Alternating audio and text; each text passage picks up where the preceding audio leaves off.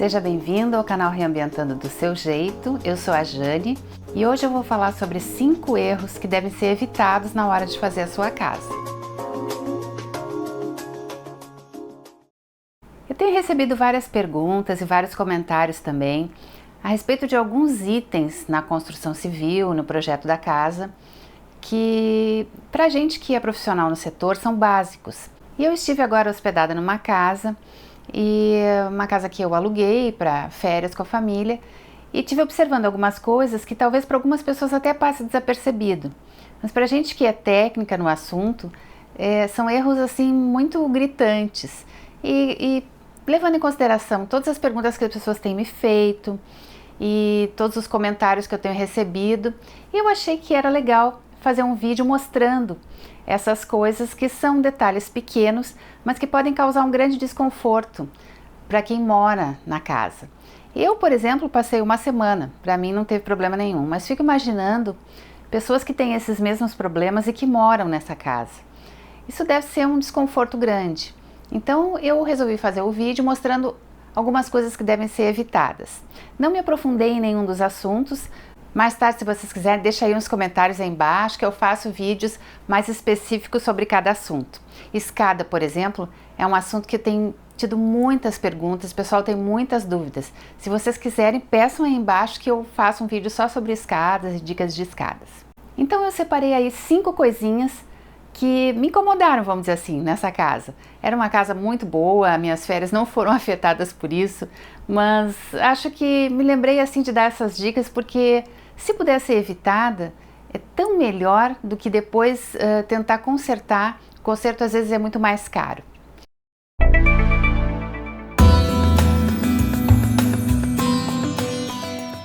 Então uma delas com relação à posição do vaso sanitário. A casa tinha mais de um banheiro, mas num dos banheiros o vaso sanitário era encostado na porta do box.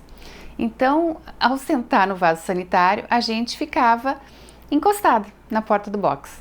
Eu achei aquilo de um desconforto tão grande e fiquei pensando que a pessoa que instalou aquilo provavelmente não estava pensando em causar desconforto para ninguém, mas lhe faltava conhecimento do assunto. Então, resolvi colocar aqui para vocês as medidas mínimas que a gente deve ter na hora de instalar os equipamentos de um banheiro. Às vezes a gente tem pouco espaço e quer economizar, quer apertar, mas existe um limite para isso. O limite do conforto. É a mesma coisa o chuveiro, o box. A gente até pode fazer um box de 70 centímetros por 70 centímetros mais ou menos. Mas é um box extremamente pequeno, então a pessoa na hora de lavar o cabelo e se movimentar dentro do box fica muito difícil. O mínimo seria 80. Eu acredito que com 80 ainda é um box pequenininho, mas pelo menos dá um pouquinho mais de liberdade para os movimentos de quem está tomando banho. Vejam esse vaso, por exemplo, ele foi instalado colado na porta do box. Isso dá um desconforto muito grande. A gente deve manter pelo menos 20 centímetros de cada lado do vaso dos equipamentos que ficarem ao lado dele. O desenho do banheiro pode ser de várias maneiras. Pode ser um banheiro mais retangular, um banheiro mais quadrado, enfim, mas a gente precisa deixar pelo menos 80 centímetros de largura para colocar o vaso, assim como nessa foto.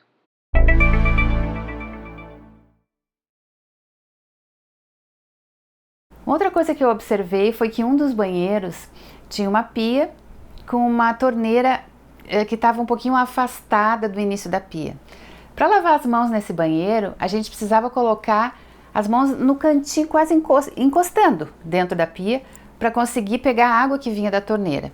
E eu fiquei pensando que às vezes não é necessário investir numa torneira cara, mas quando a gente vai instalar essa torneira, ou mesmo comprar, é interessante que a gente observe a torneira adequada para o tipo de pia, porque ela precisa jogar a água um pouquinho mais para o meio da pia, para que a gente possa ter movimento com as mãos ali na hora de lavar as mãos.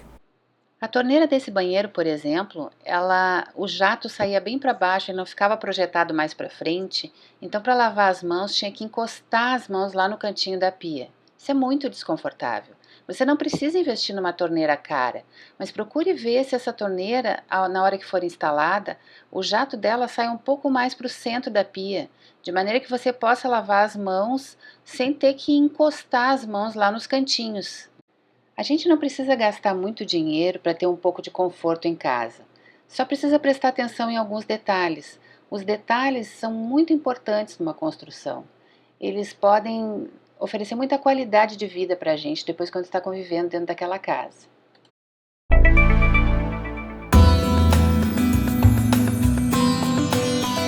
Esse chuveiro foi assim o campeão.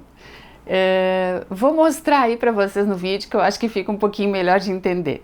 Gente, esse chuveiro, sabe aquela invenção que a pessoa tem aquela ideia diferentona e acha que vai dar certo? É um chuveiro com jato direcionado para baixo, que foi colocado sem aquele cano que afasta o chuveiro da parede. Então, para tomar banho nesse banheiro, tinha que se encostar na parede. Pensa num banho desconfortável.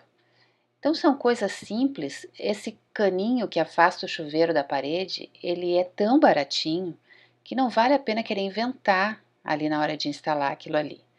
Se você não quer instalar aquele cano, existem duchas que são com o jato direcionado mais na diagonal e que podem ser instaladas sem ele, mas aí são equipamentos comprados para isso.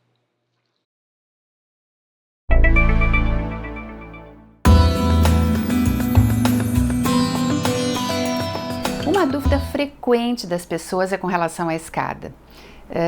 Às vezes a gente faz um projeto de uma casa que seja de mais de um andar e a pessoa diz: nossa, eu não imaginava que a escada ia ocupar tanto espaço, ia me roubar tanto espaço, me comer tanto espaço.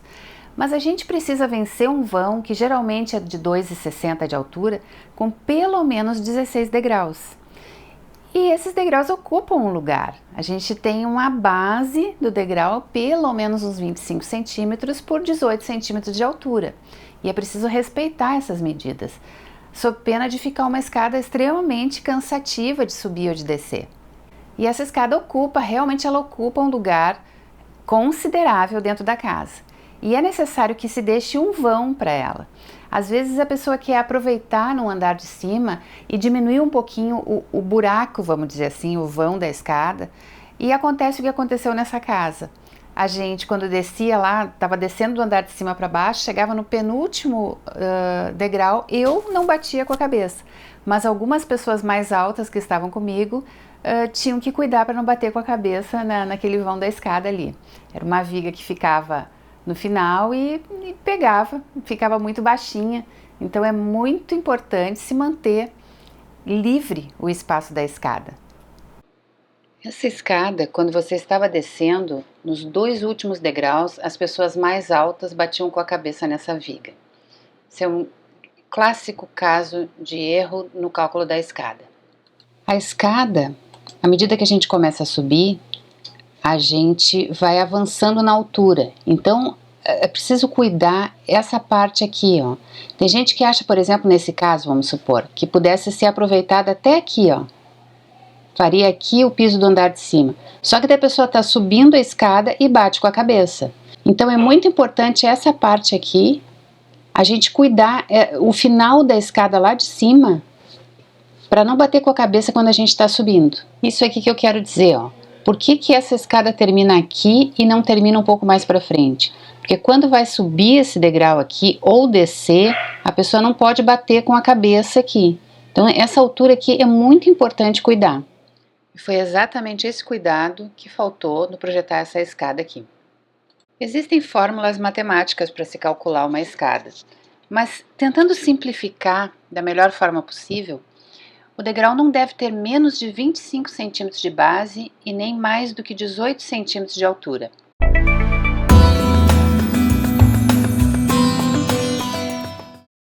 Essa dica de quarto eu até já falei no filme do apartamento de 39 metros quadrados, é um vídeo a respeito do quarto desse apartamento. Eu falei ali naquele vídeo com relação às medidas que precisa ter nos pés da cama. Quem ainda não assistiu, vou deixar o link aí para dar uma olhadinha naquele vídeo. A gente precisa de um espaço de circulação no mínimo de 60 centímetros. Aí você vai dizer assim, nossa, mas eu não tenho os 2 metros da cama mais 60 centímetros. O meu quarto não tem 2,60 de largura. Bom, a gente pode trocar a cama de posição, mas é importante que em alguma das posições que a gente coloque, a gente possa respeitar 60 centímetros ou 50, vamos dizer assim, mas o bom seria 60 de circulação em torno dessa cama. Então aqui coloquei as 2 camas de solteiro e o que acontece? Não dá para abrir a porta do guarda-roupa e nem para circular por aqui, sobrou muito pouco espaço. Lá naquele projeto do apartamento de 36 metros quadrados, apartamento do Thiago, eu mostrei exatamente isso. Nos pés da cama eu deixei 60 centímetros para circular. Se eu não tivesse respeitado essa medida, teria sobrado mais espaço na sala. Eu poderia puxar essa estante mais para perto da cama e eu conseguiria colocar, quem sabe, até 2 poltroninhas ali ao lado do sofá. Mas isso acabaria causando um desconforto grande para ele na hora de circular em torno dessa cama. Aqui, por exemplo, a gente tem um quarto de casal bem pequeno, com uma cama tamanho normal, 1,40 por 2. A gente precisa se preocupar com as circulações. Eu preciso do lado da cama uns 60 centímetros para a pessoa poder levantar, se virar, ficar em pé, caminhar. A mesma coisa nos pés da cama. Ok, tem um espaço apertado, não consigo deixar 60 centímetros. Então vamos deixar 50. Menos do que isso, fica muito desconfortável. Eu mesmo morei num apartamento em que nos pés da minha cama eu tinha 40 centímetros. Eu vivia roxa. As minhas canelas estavam sempre roxas de me bater nas quinas da cama. Então assim, ó, não é adequado.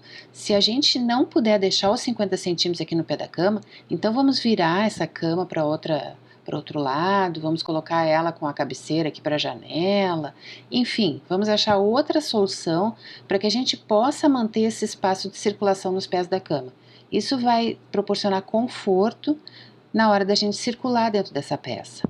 Esses detalhes parecem pequenos, mas eles podem causar um grande desconforto para a pessoa que mora na casa. Como geralmente quando a gente constrói uma casa ou compra, é um imóvel que a gente vai ficar muitos anos, então é interessante que a gente possa manter ali um conforto para que a vida da gente seja melhor dentro daquela casa. Eu espero que vocês tenham gostado desse vídeo. Se gostarem, deixe seu like, que ajuda no desenvolvimento do canal. Se ainda não é inscrito no canal, se inscreva e aguardo vocês nos próximos vídeos. Tchau!